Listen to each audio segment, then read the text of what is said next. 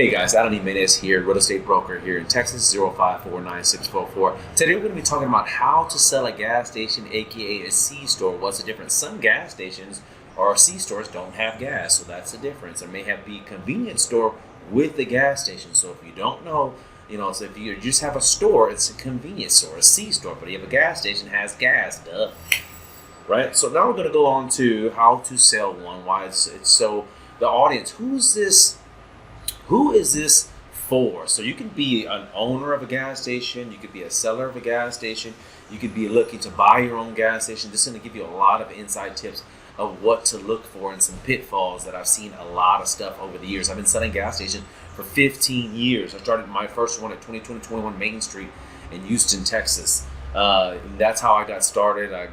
People start seeing that I do good business selling gas stations. It was a big learning curve, and I wish I would have had somebody like a video like this to teach me this stuff so I don't have to take so long. It took me like 10 years really to find the stuff out that I'm going to give you now, because I was just a realtor at Remax and I was doing all kinds of business that just to make ends meet. I started like before the recession, so during the recession it's kind of like when I got my feet wet with gas stations and C-stores. I was just doing good business with my friend Haroon Mayan. I met him just doing my cold calls. And then he told me he had the gas station. I met his friend KK, and I went in there hardworking, energetic, like the way I come, and they liked that I was always on it. I was really aggressive trying to get this gas station sold, and they seen that this is a hardworking man. This guy is trying to do something. They really took me in. They didn't even know me. They're just like, this is this young kid. I was like 25 or 26 years old at the time. So, God is good.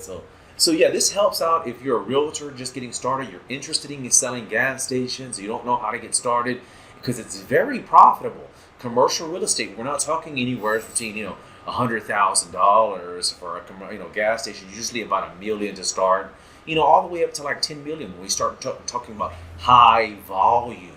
Volume meaning a lot of inside and outside sales. We're going to talk about all this stuff. This is an introduction of what this class is about and what you're going to be learning. And let's get down to business here. So yeah, if you're a realtor interested in selling gas stations, you're at the right place. Okay, so the objective of this class is for you to know the process. From the very beginning, you're going to know what stuff to gather. You're going to be looking at financials. You're going to be defining those financials. What I mean by that is make sure they're right, because your name is on. You are presenting a property to a client, and that client expects this to be honest because you hold a license, and this is your name. This is what you're going to be. This is your business for many, many years. Just don't think about this as I need money now. No, this is going to be your foundation in commercial real estate, where you do well and you're honest and you're upfront. This is my property. This is what I have for sale. Here goes all my documents. They're like, this guy has his stuff all ready to go. I like the way he works. Maybe it didn't work out for this one property. Maybe they didn't work out at all. Maybe they don't like it. But guess who they're going to be looking towards to say, hey, Alan, I really didn't like this property, but can you find me something similar, maybe in a better location? Or you know what, Alan, I closed on another gas station. I need to get another one. Can you help me with this? Guess who they're going to be calling? So your name really matters. It's on the line, your credentials. So treat these people respectfully, even if they treat you bad. You don't have to respond negatively. Just say yes or no, sir. We are here to serve. We are realtors. We are trying to make our commission. We're trying to get a seller, and we're trying to get a buyer and mediate them so we can get this transaction closed. And believe me, there's going to be a battle. You're going to be in the middle. You're going to be like, oh my goodness, So we're going to be looking at that, and then we're going to be talking about marketing. And you're going to like, okay, we got the property. We got all the information. Now, how do we market? How do we define the best angle?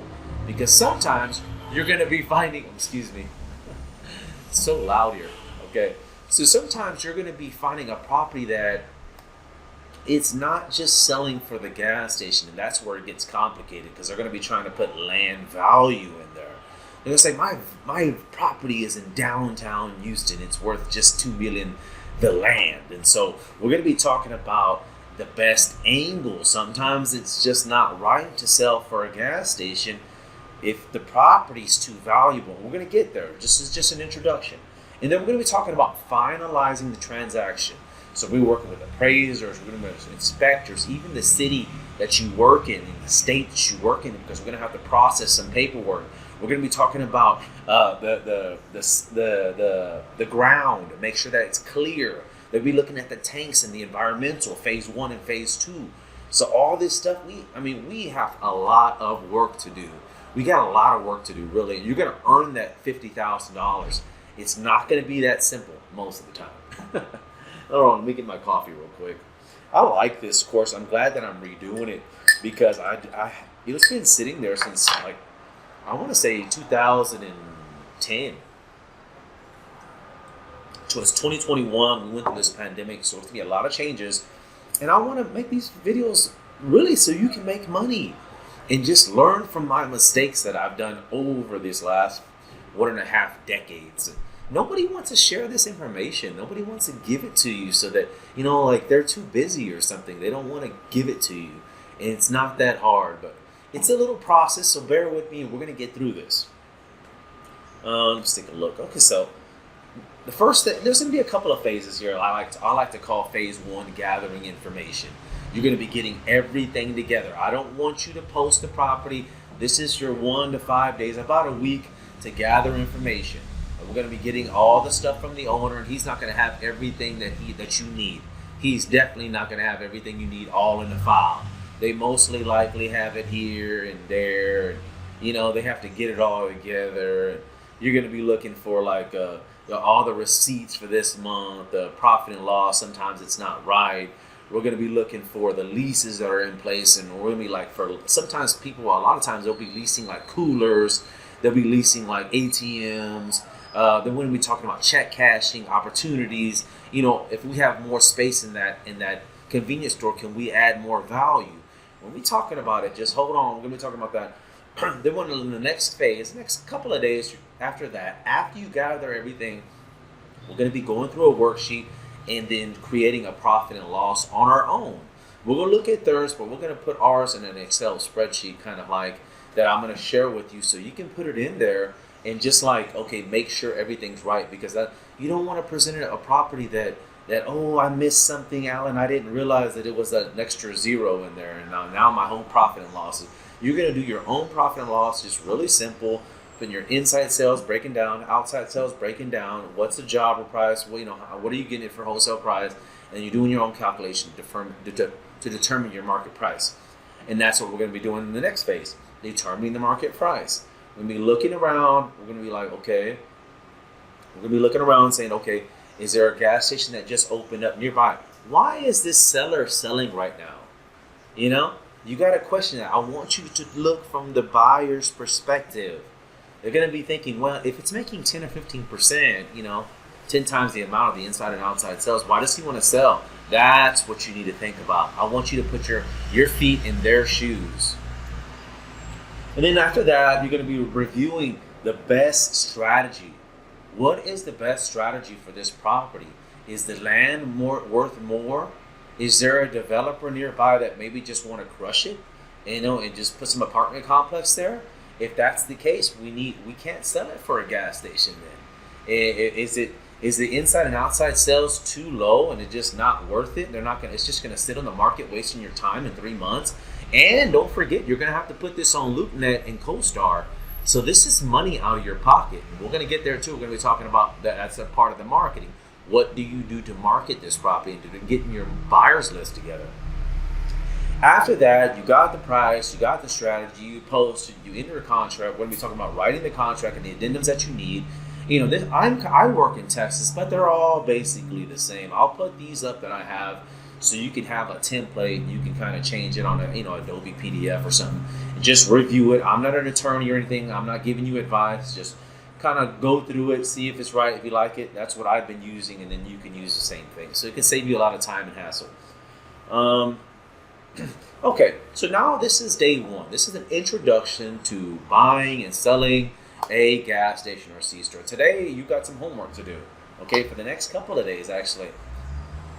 When you're on your way home today, I want you to, when you're going home, you go by a few gas stations, Maybe you're at a stoplight or something. I want you to look in there. In fact, maybe stop by. I want you to look. Why are some gas stations busy and some are dead? Okay, tell me why some gas stations, you tell me personally, tell me why these gas stations are busy and some are dead. When I want you to look at that location. I want you to look at the location in depth. I want you to look at the entries in depth. How can a customer get in here? How can he get out? How big is that? How big is the C store in general? Is there a lot of lighting here? Yeah, stuff like that. I want you to really just look. So many times we pass by these gas stations and we don't really, we don't really pay attention. But some really make it and some don't. Yeah, I definitely want you to look at that. If you have a chance, I want you to go in a few C stores. Don't bother the owner or anything. And I want you to look around. Look at the shelving.